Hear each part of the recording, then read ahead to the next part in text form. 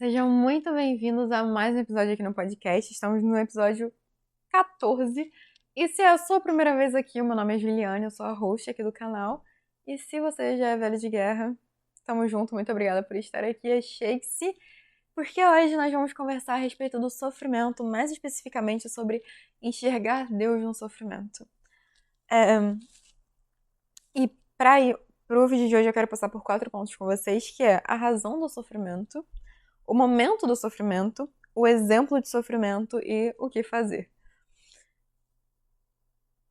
Muito do que eu vou comentar com vocês eu tirei do livro A Anatomia de um Luto, que eu comento muito sobre C.S. Lewis, ele é muito conhecido pela saga das Crônicas de Nárnia, e ele escreveu um livro inteiro falando sobre luto, é um livro bem curtinho, quando ele perdeu a esposa dele para um câncer. Enfim, analisando cada detalhezinho, tudo que passa pela nossa cabeça, todos os questionamentos, essas coisas. Então, muito do que tá aqui foi tirado de lá. E eu achei um tema muito importante, porque o sofrimento é uma das coisas que a dor, o sofrimento, essas sensações, a angústia, elas vêm com potencial para fazer duas coisas: nos deturparem ou nos refinarem. E é importante a gente ter consciência disso para que a gente consiga administrar as nossas dores e o nosso sofrimento de uma forma que nos edifique e não que nos destrua. Vamos começar então com o primeiro ponto, que é a razão do sofrimento. Biblicamente falando, sofrimentos foram impostos para propósitos, para refinamentos e propósitos. Então, o sofrimento de Cristo, por exemplo, foi colocado para que se cumprisse um propósito.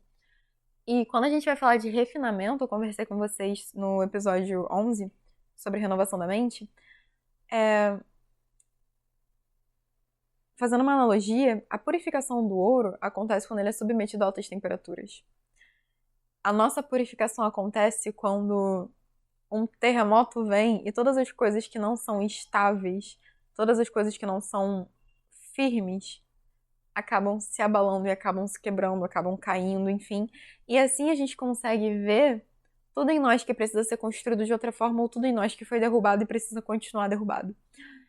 E aí a gente vai partir de uma frase que é: somente um risco real testa a realidade de uma crença. E essa frase ela veio para falar a respeito da fé em meio ao sofrimento, porque uma das coisas que a gente acaba vivendo é questionar onde Deus está quando nós estamos sofrendo. E a verdade é que Ele está no mesmo lugar de sempre, no controle de todas as coisas. Só que quando a gente começa a ter a nossa fé abalada e a gente começa a dar ouvidos a coisas que nós sabemos que não é real, por causa de um sofrimento, a gente começa a entender que a nossa fé está pautada, por exemplo, em uma vida tranquila.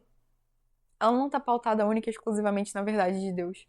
Ela está pautada naquilo que nós acreditamos que Ele nos deve. Entende? Então, se a nossa fé, se as nossas convicções são um castelo de cartas, a melhor forma que nós temos de ver isso é esse castelo sendo derrubado. E para ele ser derrubado é necessário que ele seja balançado, é necessário que tenha um terremoto, é necessário que tenha um vendaval, para que a gente consiga ver a fraqueza daquilo que nós construímos para nos proteger. Entende? Então, às vezes a percepção de Deus, a percepção da fé que nós construímos é uma percepção frágil. É uma percepção que não é real.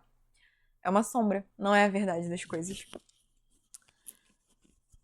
E aí a gente também entende que tem tanto essa questão de ter um lugar sendo balançado para que o castelo de cartas caia, como a gente tem o fato de que a gente só conhece o conteúdo de alguém ou de algo quando isso é exprimido. Então, assim, a gente só conhece o conteúdo do que está em nós quando nós somos forçados a colocar isso para fora. Basicamente, a gente vai estar falando de situações como, por exemplo, sabe, eu sou desse jeito até que meu calo aperte? Então, a gente vai estar falando disso. A gente vai estar falando sobre uma integridade que se corrompe a partir de uma situação.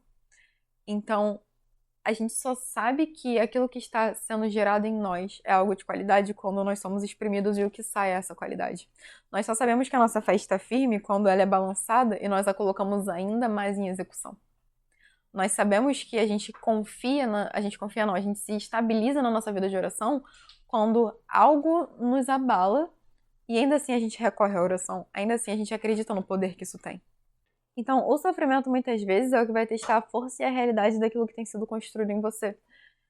Isso é muito importante. É muito importante porque nós precisamos ser refinados, né? Quando a gente entende o plano da salvação e as questões bíblicas a respeito do tempo que nós estamos vivendo aqui, ele é um tempo de refinamento, ele é um tempo de tratamento de caráter, ele é um tempo de santificação. E o sofrimento ele vem para te refinar. E a outra coisa que o sofrimento faz é crucificar as suas paixões. Por quê? Sabe quando a gente vê na paixão de Cristo que o caminho para a cruz ele foi feito de traição, rejeição, humilhação, enfim? Todas as vezes que algo na nossa vida, uma natureza carnal em nós precisa ser crucificada, nós precisamos que essa característica que precisa ser crucificada se manifeste. Então, todas as vezes que acontece algo que nos abala e que mexe com a nossa integridade, com a nossa santidade, e vem à tona um fruto que não deveria estar ali, esse fruto está revelando todo um sistema que não deveria estar ali. É só um sintoma de algo que está muito enraizado. Então, quando a gente é colocado à prova, nós vemos hierarquias que estão erradas, ídolos que não deveriam, que obviamente não deveriam estar lá, que devem ser destruídos. Nós vemos sombras que é apenas a nossa projeção de Deus, a nossa projeção da fé, a nossa projeção do que é bom, a nossa projeção do que é verdadeiro. E essas projeções falsas precisam ser definitivamente destruídas. E geralmente elas são destruídas quando elas são iluminadas por aquilo que é verdadeiro. A gente só consegue ver o que tem de errado em nós quando é lançado luz sobre isso. Entende? E esse lançar luz geralmente é botar a gente no contexto em que essa coisa ruim vai se manifestar. Em que a gente vai ser rude, em que a gente vai ser invejoso, em que a gente vai ser ciumento, em que a gente vai ser mentiroso, em que a gente vai agir de forma má mesmo. E isso precisa ser tratado. Então, geralmente, o sofrimento ele vem para abalar a nossa estrutura e mostrar quais são as estruturas que não deveriam estar ali de tão frágeis que elas são. Tá? E aí a gente vai conversar sobre o momento do sofrimento, como é a nossa conduta no momento de sofrimento. Eu acho que o melhor exemplo bíblico que a gente tem para falar do sofrimento do justo é Jó. E uma coisa que me chama muita atenção na história de Jó são as duas vozes diferentes a partir do momento que o sofrimento veio sobre eles, né? Que a gente tem a conduta de Jó e a conduta da esposa dele. Os dois tinham acabado de perder toda a família, tinham acabado de perder tudo. E Jó foi pro princípio do Deus me deu, Deus tomou, bendito seja o nome do Senhor. A esposa de Jó falou, amaldiçoa esse Deus e morre. E se a gente prestar muita atenção, a fala da esposa de Jó foi a mesma fala do diabo, que foi, deixa eu tirar as coisas que você tá protegendo dele e vamos ver se ele não te amaldiçoa. Então, assim, o momento de sofrimento, ele é um momento em que nós precisamos ter cuidado com as vozes que estão à nossa volta e as vozes que estão em nós. Porque tudo aquilo que vem para perverter a natureza de Deus, a fala de Deus na nossa vida e a nossa integridade para com Deus, deve ser levado cativo à obediência. Porque todo pensamento que se levanta que se levanta em altivez contra a verdade de Deus, deve ser levado à submissão da obediência de Cristo. Isso está em 2 Coríntios 10, acho que no versículo 5. Então, quando a gente entende que o momento de sofrimento é um momento de vulnerabilidade, a gente precisa ter muita cautela com o que a gente escolhe ouvir e com aquilo que o nosso coração está dizendo. A gente não pode permitir que a dúvida nos leve à corrupção. A gente não pode permitir que pensamentos como será que Deus está me vendo, será que Deus se importa, nos leve a acreditar que Deus não se importa e que Deus não está vendo. Porque tudo nosso deve ser julgado com base em uma verdade. E se a verdade é que Deus vê, que Deus ama, que Deus sustenta, é nessa verdade que a gente está se pautando. E tudo que se levanta contra essa verdade a gente cala. Porque é superestimar muito o nosso próprio pensamento achar que a verdade está errada e que a gente é que está certo. Sendo que a verdade se provou verdade inúmeras vezes e só porque você está passando por um sofrimento a integridade de Deus vai mudar? Não, a sua talvez sim, mas a dele jamais. Então, a gente precisa ter cautela com o que a gente está ouvindo e começar a nos questionar, será que Deus pode confiar no meu coração no momento de sofrimento? E se não, por que não? O que você acha que... O que o sofrimento te traz que se levanta contra a autoridade de Deus na sua vida? É a raiva? É a angústia? É a ansiedade? Todas essas coisas, Deus é superior a tudo isso. Então, por que Deus não pode confiar no seu coração no momento de sofrimento?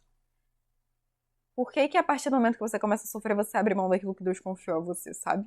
Por que que quando o sofrimento começa, as suas disciplinas espirituais são as primeiras coisas que você deixa de lado? Porque se a gente entende que o momento de sofrimento é um tempo de refinamento, a convocação feita é que a gente busca Deus com ainda mais intenção. O momento de sofrimento ele vem, o momento de dor e de dúvida vem para que você encontre em Deus aquilo que fora desse momento talvez você nunca encontrasse. Como assim? Você só pode ter a percepção de que ele é luz se você estiver no escuro. E às vezes, gente, o sofrimento ele vem como resposta de oração, porque a gente fala, poxa, aumenta a minha fé. Tá bom, eu preciso que você não possa confiar em mais nada. Todas as coisas que te estabilizam vão ser mexidas. E você só vai poder olhar pra mim. Você pediu pra sua fé ser aumentada? Tá aí. Eu quero conhecer Deus como a luz. Beleza, você vai ser colocado no escuro. É só ali que ele vai poder se revelar como luz.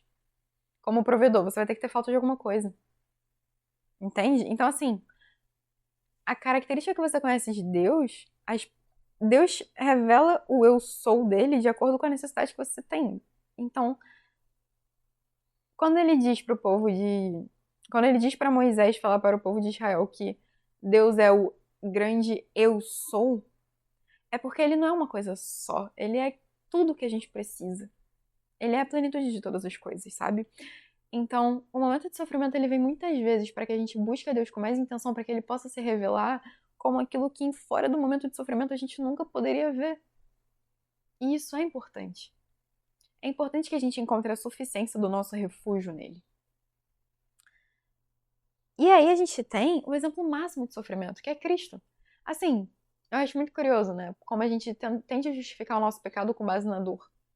Então a gente tende a justificar o nosso pecado com base num trauma, com base numa rejeição, com base numa traição, com base no abandono. Jesus experimentou tudo isso e nenhum pecado foi encontrado nele. Então nada justifica, muito pelo contrário, ele levou tudo isso junto com ele. Tudo que foi imputado pelo corpo dele incluía doença, incluía dor, incluía tudo isso. Então nada justifica. Nada justifica a nossa falta de integridade no momento de sofrimento. Eu não tô dizendo que eu sou uma pessoa muito íntegra no momento de dor. O que eu tô dizendo é que eu também posso estar errada. Eu também estou errada. Todo mundo que no momento de dor, no momento de sofrimento, no momento de ausência, questiona a natureza divina, é errado. É a falta de integridade em nós. Nunca foi. O problema nunca foi de Deus. O problema sempre tá na gente. E aí, quando a gente vai usar Jesus como exemplo, no pico de angústia que ele teve antes da crucificação, e a gente vai falar disso ali no momento em que ele vai pro Getsemane orar, e que é, muitos vão conhecer pelo momento em que Jesus sua sangue. E Jesus chora, Jesus clama e Jesus ora. E não tem nada de pervertido nisso. Jesus é o maior exemplo humano, ele é o exemplo humano de santidade que a gente tem, né? Então ele é a nossa referência máxima. Então o momento de sofrimento, ele te convoca à oração. Ele te convoca a clamor. Ele te convoca a vulnerabilidade. E não à toa tinham apenas 3 pessoas junto com Jesus. Porque ele não te convoca a fazer isso em público. É um momento de muita vulnerabilidade. O que esse momento definitivamente não te convoca a fazer é perverter a verdade. Em momento algum, Jesus pecou em chorar, em clamar, em orar, desesperadamente. Quando eu digo desesperadamente, é em extrema angústia. Em nada disso ele errou. Em nada disso houve pecado. Mas quando a gente vê a esposa de Jó falando amaldiçoa esse Deus e morre, a gente está falando de uma fé muito fraca. E isso sim é um pecado. Em Romanos 1, no primeiro capítulo, é uma descrição do quão mal é você perverter a verdade de Deus uma vez que você a conhece. É muito louco, porque de Gênesis a Apocalipse, nós temos a presença de Deus sendo perfeita. Uma das histórias que mais mexeu comigo foi a de Agar. Agar? É Agar. Pra quem não sabe, né? Abraão e Sara tinham a promessa de que o filho deles, a partir da semente deles, a partir de Isaac, seria feita toda uma nação. Surgiria toda uma nação, que seria a nação de Israel. Tudo bem. Sara e Abraão, na pressa, e porque a promessa estava demorando a ser cumprida, foram dar o jeito deles. E aí, Abraão tem as relações dele com uma escrava, que era Agar, e dali surge Ismael. E aí, depois de um tempo, nasce de fato a promessa, que era Isaac. E aí, em um dos desentendimentos entre as famílias ali, Ismael e Agar são expulsos, eles vão embora. Eles, na verdade, eu acho que eles não são expulsos. Eu não lembro perfeitamente da história, mas se eu não me engano, eles vão pro deserto e eles fogem. Tudo bem. Agar vai embora com o filho. Nesse momento em que eles estão no deserto, Ismael ora, e ali é o lugar na Bíblia onde Deus é colocado como o Deus que vê. É o Deus que me vê. É o Deus que me vê quando ninguém mais me vê. Eles estavam no deserto, não tinha ninguém ali. Então, assim, quando a gente coloca que no momento de sofrimento, no momento de dor, no momento em que a gente se sente sozinho, porque a gente tá sozinho, isso não é verdade. É hierarquizar o nosso sentimento, colocando ele acima de Deus. Colocando ele acima da verdade. A verdade é que Deus vê, e que Deus ama, e que Deus sustenta, e que em todo sofrimento há um propósito. Não é como se Deus estivesse presente e submeter a um sofrimento gratuito. Ele tem prazer em te ver sendo refinado. Ele tem prazer em crucificar aquilo que é mal em você. O prazer não tá na dor. O prazer tá no que a dor gera. No que o momento de dor tende a gerar. No que foi necessário que essa dor acontecesse. Entende? Então, assim, no pico de angústia de Cristo, ele administrou esse sofrimento, orando, clamando, chorando, sendo sincero diante de Deus. Mas a oração dele não muda, que seja feita a tua vontade. Porque se é necessário que isso aconteça, eu não quero nada diferente do que aquilo que Deus estabeleceu. Eu não quero nada diferente do que os caminhos que precisam ser traçados para que o plano de Deus seja executado. Então, se puder me deixar fora disso, eu quero, mas que seja feita a tua vontade, porque o que eu quero ao máximo é a tua vontade. Adoraria não ter que passar por esse sofrimento, mas se ele é necessário, vambora. Mas vamos passar por ele. Porque ninguém foi feito pra sangrar pra sempre, né? Então, assim, a temporada de sofrimento, se a gente não busca Deus nela, se a gente desiste realmente e começa a ficar nela ou a tentar sair dela pela nossa própria força, a tendência é que a gente fique nela por muito tempo. Então, o clamor, na verdade, é algo necessário. E é bom buscar o que Deus está querendo te ensinar agora. Qual é o propósito de Deus nisso? Para de tentar ficar fugindo e começa a entender que se Deus está no sofrimento e você quer estar com Ele, é ali que vocês têm que ficar agora. E não é ficar sofrendo, desfalecendo. É entender que esse momento de dor é necessário. É necessário que isso aconteça por algum motivo que talvez você só não entenda agora. Mas é necessário que aconteça. E aí, a gente vai pro ponto que é o que fazer. O que fazer no momento de sofrimento? Porque é um momento muito vulnerável, né? E aí eu coloquei 4 coisas aqui. A primeira é: busque entender o que Deus quer te ensinar nesse momento. Foi o que eu falei, algumas faces de Deus só serão vistas quando você precisar delas. E se a gente quer conhecer Deus em sua plenitude, a gente vai precisar dele em muitos momentos. Nada melhor do que conhecer a Deus do que perceber a fidelidade que ele tem. Para no momento de muita dor, no momento em que ninguém mais vê, ele ser o único que tá ali. Sabe, o Salmo 139 vai dizer que se a gente subir aos céus, Deus vai estar lá. Se a gente fizer a nossa cama no inferno, Deus vai estar lá. A presença dele é constante, ele tá em tudo. Então, assim, busque entender por que ele tá te submetendo a isso. Busque de verdade, sem medo da resposta, sabe? Porque os planos de Deus são perfeitos. E aí a gente vai para a questão do tenha disciplinas espirituais consolidadas e que permanecem na dor. Se você não está passando por uma dor agora, por favor, a aflição é algo... Quando em João 16,33, Jesus diz, no mundo tereis aflições, isso não é uma possibilidade. Isso é uma sentença, entendeu? Todo mundo vai ter uma treta, todo mundo vai ter um problema, todo mundo vai ter uma dor, um sofrimento, uma sensação de angústia, vai parecer que você vai morrer, todo mundo vai passar por isso. Todo mundo.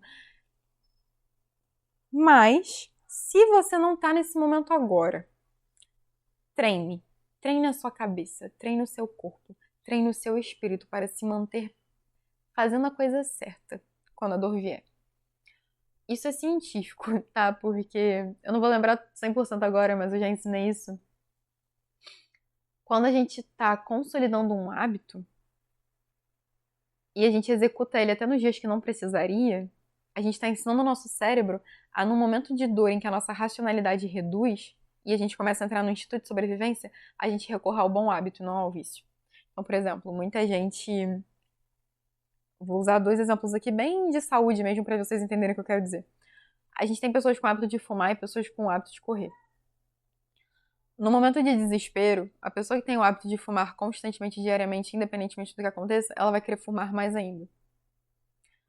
Assim como no momento de desespero, aquela pessoa que corre constantemente, tá sempre ali e ela tem muito prazer naquilo, ela vai querer correr mais ainda. Se você mantém as suas disciplinas espirituais alinhadas e você ora até quando você não sente vontade, você jejua até quando você não tá afim, você adora quando teoricamente você nem deveria estar ali, tipo, você poderia estar fazendo qualquer outra coisa, mas eu não quero fazer isso agora, mas eu vou porque eu sei que é o certo. Quando você lê a sua Bíblia sem estar com vontade, quando você estuda a sua Bíblia sem estar com vontade, quando a dor vier e isso tudo estiver muito bem consolidado, você só vai querer fazer tudo isso com muito mais intenção e muito mais força. Então se dedica a isso, tá? Entenda que o momento de sofrimento, quando você começa a questionar o caráter de Deus, isso mostra uma ausência de conhecimento muito grande, né? Uma ausência de confiança muito grande. Então, entenda que Deus é quem Ele diz que é e Ele ainda faz aquilo que Ele diz que faz. Ele é bom, Ele ama, Ele cuida, Ele vê, Ele sustenta. E esse tempo de sofrimento, existe muita graça aí. Porque tem algo que Ele tá querendo tirar de você ou tem algo que Ele tá querendo te ensinar que vai ser primordial.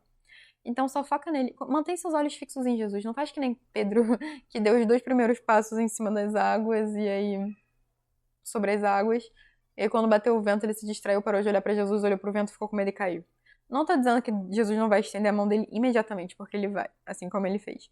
Mas o que eu tô dizendo é que quando seus olhos ficam fixos em Jesus, quando seus olhos ficam fixos em Deus, e você se sensibiliza para a obra do Espírito Santo na sua vida, você se submete à obra do Espírito Santo na sua vida, o momento de sofrimento é um momento de muita graça. Porque é o momento que você mais aprende.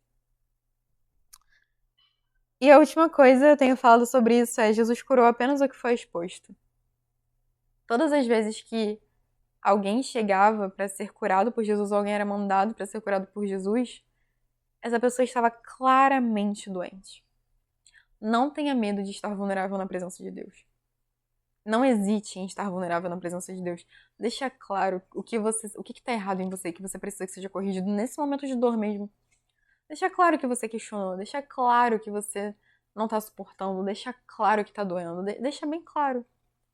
É melhor que você esteja vulnerável na presença de Deus do que não admitir sua vulnerabilidade e ela ser usada para que vozes erradas te corrompam. Para que venha uma voz como a da esposa de Jó e fale: amaldiçoa esse Deus e morre. Entende?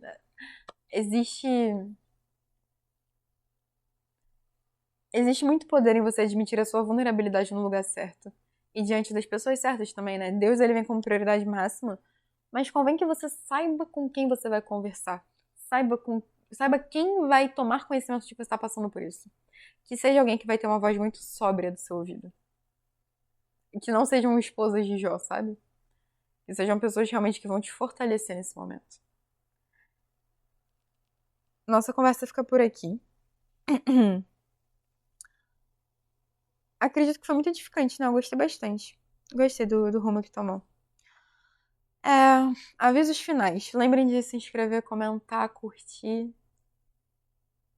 Seguir nas redes sociais, que eu vou deixar tudo aqui na descrição.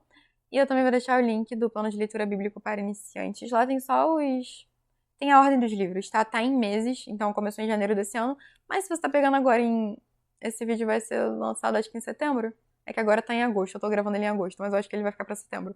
Se você tá pegando ele agora em setembro, não tem problema, é só você começar como se estivesse em janeiro, porque o que tá valendo é a ordem dos livros e não os meses, tá? E ficamos por aqui. Espero que vocês tenham gostado, espero que tenha sido bom. Comentem o que vocês acharam, podem me mandar no Instagram também, eu leio sempre por lá. E vejo vocês no próximo episódio.